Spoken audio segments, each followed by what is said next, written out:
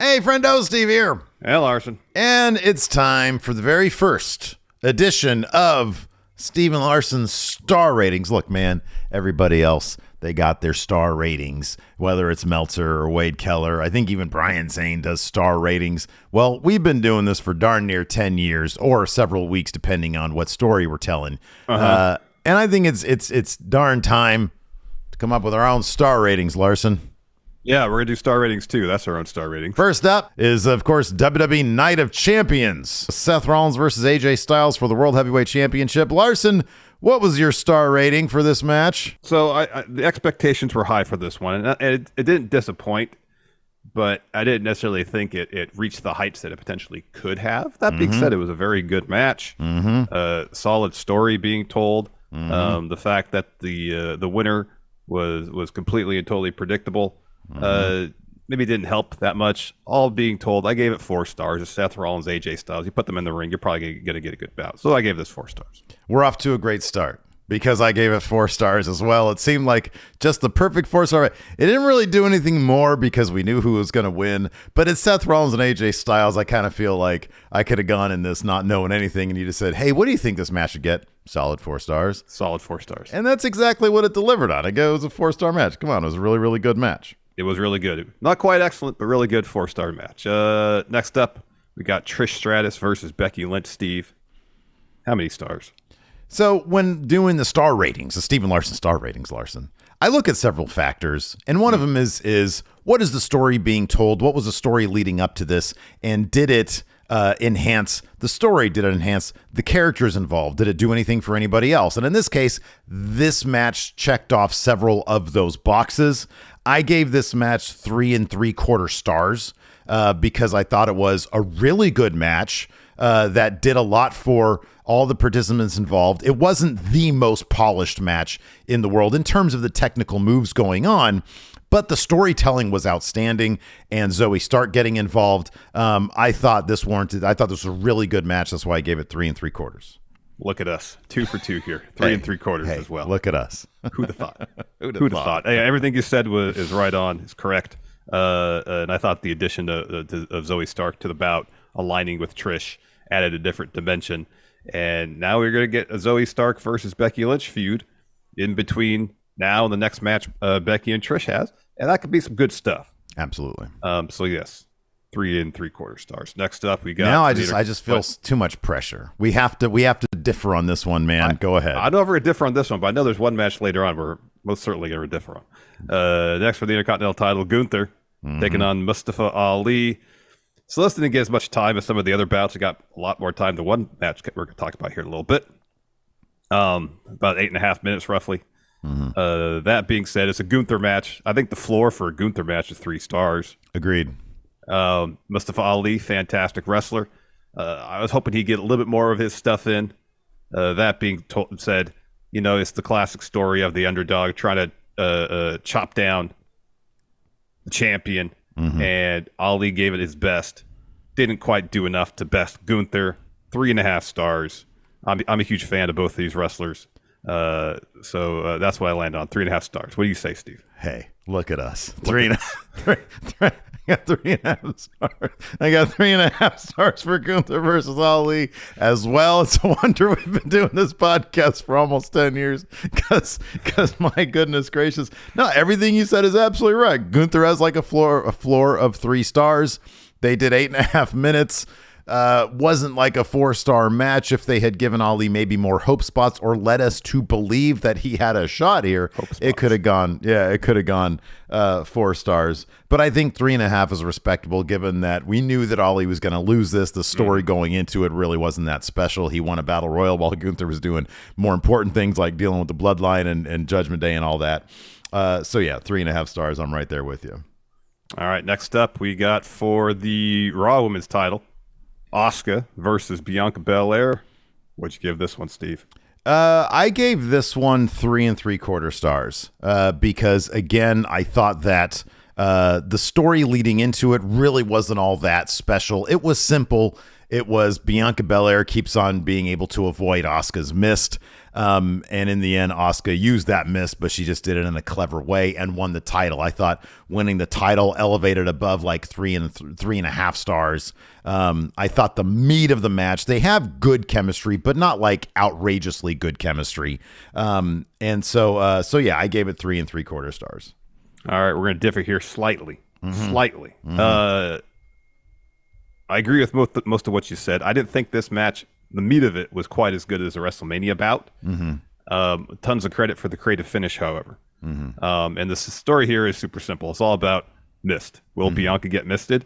Yeah. And if so, how will Asuka go about doing it? And they found a creative approach this time. I gave it 3.5. Okay. Yeah. That was actually what I originally had on this match. But then I was like, you know what?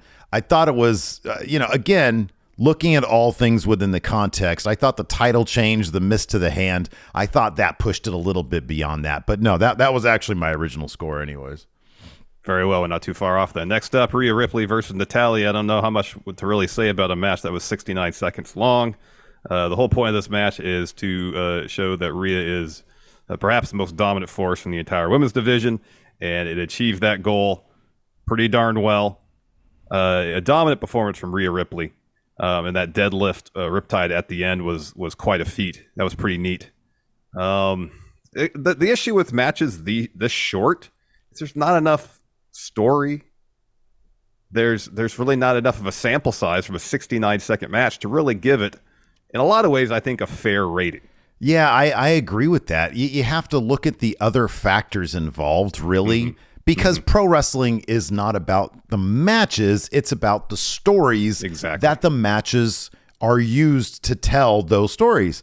And so you got to look, like I said earlier, at the other things. What did it do for Rhea? It made her look dominant. It added another, worthy opponent in a way that to her, to her resume that showcased how dominant Rhea Ripley is. And sometimes in pro wrestling, you have to go this route to really punctuate that point.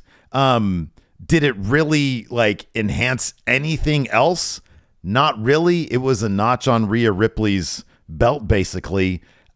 Again, it's difficult to rate a match like this when it's not really a match. This was one move. This was, I mean, there was a bunch of stuff on the outside, but this was a one move match.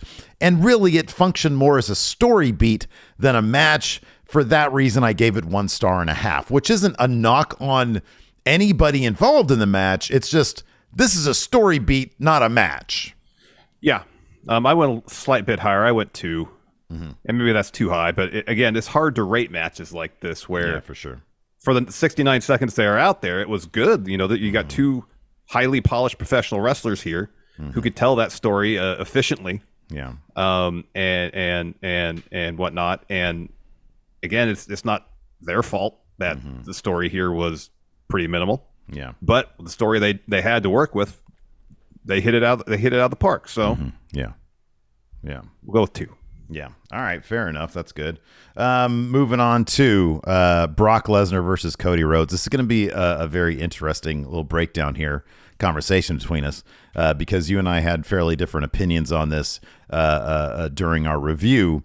It is, again, this is one of those ones that's kind of difficult for me to rate because I buy in completely from an entertainment standpoint with what they're doing. Cody using the cast, the arm brace, is a tradition in pro wrestling that dates back decades, including Cody's own dad using his cast as a weapon against opponents. The absurdity of Michael Cole saying Brock Lesnar made a tactical error in breaking Cody's arm. It's absolutely absurd, but that's also kind of why I love wrestling, because of the absurdity. The drama gets sucked out and is replaced with the superhuman feats of Cody Rhodes. Godlike powers.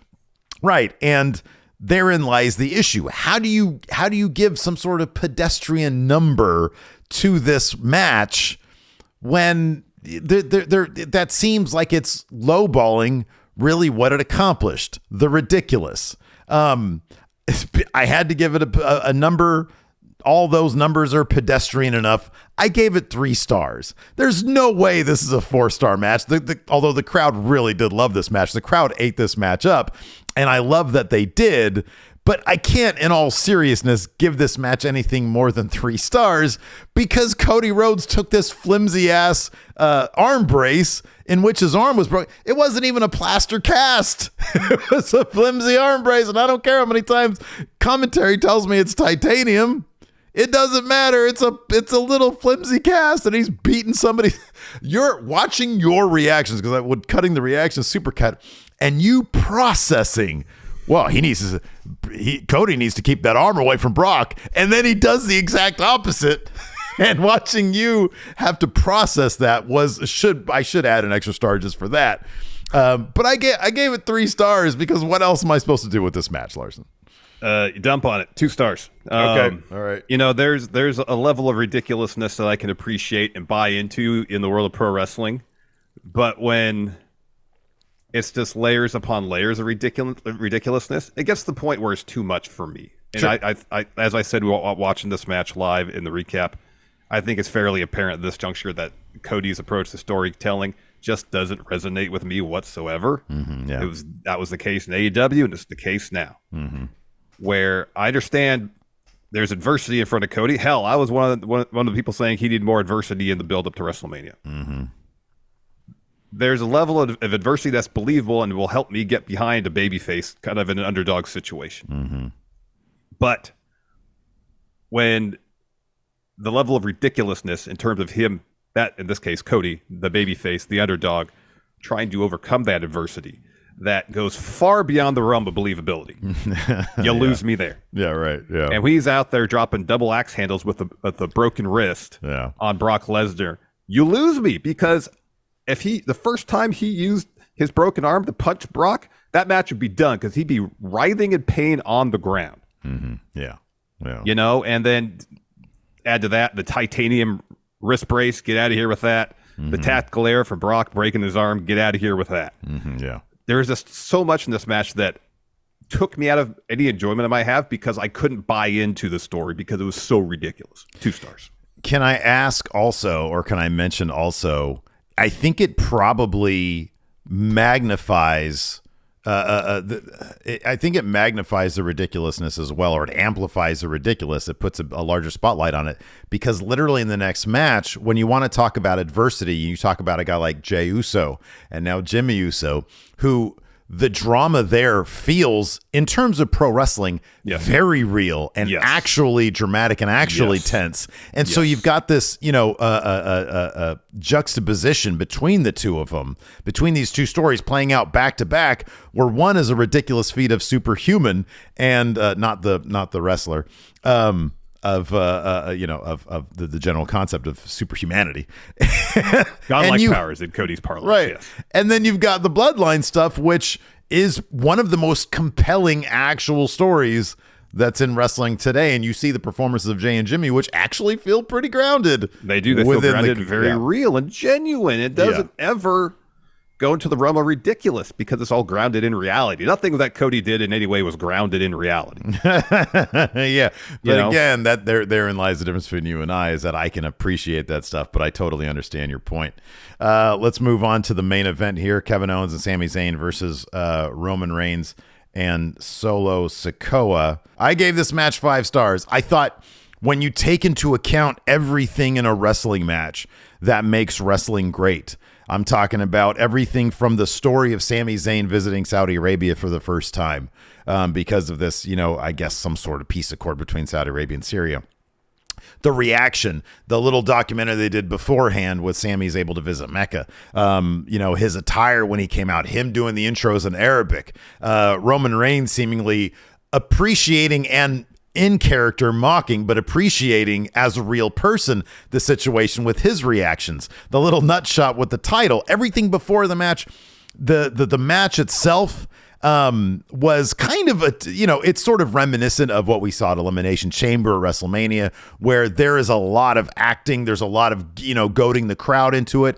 The performers are interacting with the crowd and they're feeding off the crowd. everything, all of it leading up to that terrific finish with Jimmy and Jay. This match was what pro wrestling is really about to me from beginning to end, like in its entirety. It had my emotions all over the place. I can't ask for anything more. 5 stars from me. I gave it 4.5. Just because I think everything you said about from a storytelling perspective is 100% correct. From a storytelling perspective, this is a 5-star match, 1,000%. The meat of the match itself was fine, but I didn't think necessarily the meat of the match, in terms of like the technical wrestling of it. Yeah, I didn't think necessarily got to the point of that warranting close to a 5-star bout. I gotcha. Yeah. The angle at the end, phenomenal stuff. Mm-hmm. Nothing to quibble about that. Nothing to quibble about from a storytelling perspective. Nothing to quibble about from a character perspective. Mm-hmm. All that was out of the park. Fantastic stuff. Yeah. It was just pretty much. I think the match itself wasn't bad. Mm-hmm. Far from it. It was really good. Mm-hmm. Yeah. But as far as from a technical pro wrestling vantage point, it was just fine. It was good. Mm-hmm. But storytelling wise, fantastic. 4.5. Yep. Good stuff. Anyways, let us know what your star ratings are for all the matches in the comments below, because why not? We can do stars. You could do stars. Everybody could do stars. Everybody can do stars. Let's all do stars. Absolutely. So that's going to do it for the show. Thanks for watching. We also have our AEW Double or Nothing star ratings going up tomorrow, so check those out. Thanks for watching, everybody. We appreciate it. Till next time, we'll talk to you later. Goodbye.